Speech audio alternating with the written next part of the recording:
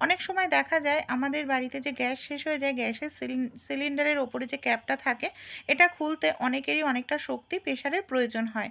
বিশেষ করে বাড়িতে যে বয়স্ক মারা থাকে তাদের জন্য এটি আরও বেশি সমস্যার হয়ে পড়ে। সেক্ষেত্রে আপনারা একটি চিরুনি নিয়ে নেবেন, এই ধরনের পুরনো যে কোনো চিরুনি যেটা ব্যবহার করেন না। চিরুনির যে দাঁতটা আছে মোটা জায়গাটা এইভাবে গ্যাসের সিলিন্ডারের ক্যাপের জায়গায় ঢুকিয়ে দিন।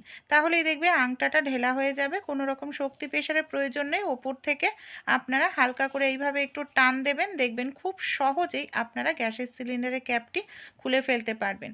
দারুণ একটি আইডিয়া। ভালো লাগলে ছোট ছোট টিপসগুলি অবশ্যই কিন্তু বন্ধুরা আপনারা অ্যাপ্লাই করে দেখবেন। আশা করছি টিপসগুলি কাজে লাগবে। আমাদের বাড়িতে যে এই ধরনের বোতামগুলো থাকে না, অনেক সময় দেখা যায় আমাদের বোতামগুলো এখানে সেখানে রাখি, একটি একটি করে হারিয়ে যায়। যখন দরকার তখন আর আমরা খুঁজে পাই না। ছোট্ট এই টিপসটি অ্যাপ্লাই করতে পারে।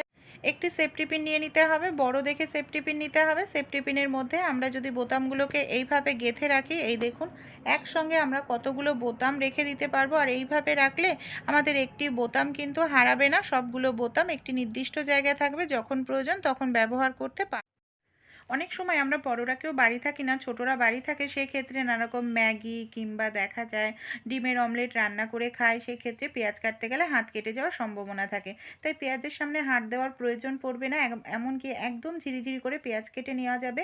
এখানে পেঁয়াজটাকে আমি খোসা ছাড়িয়ে দেখুন এইভাবে কাঁটা চামচ দিয়ে আটকে নিয়েছি, তারপর পেঁয়াজটাকে কাটছি। কত সহজেই এখানে একেবারে ঝিরিঝিরি করে পেঁয়াজ কেটে নিচ্ছি।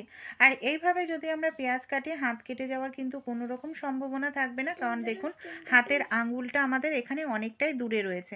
ভালো লাগলে আইডিয়াটি অবশ্যই আপনারাও কিন্তু ট্রাই করে দেখবেন। আশা করছি ভালো লাগবে।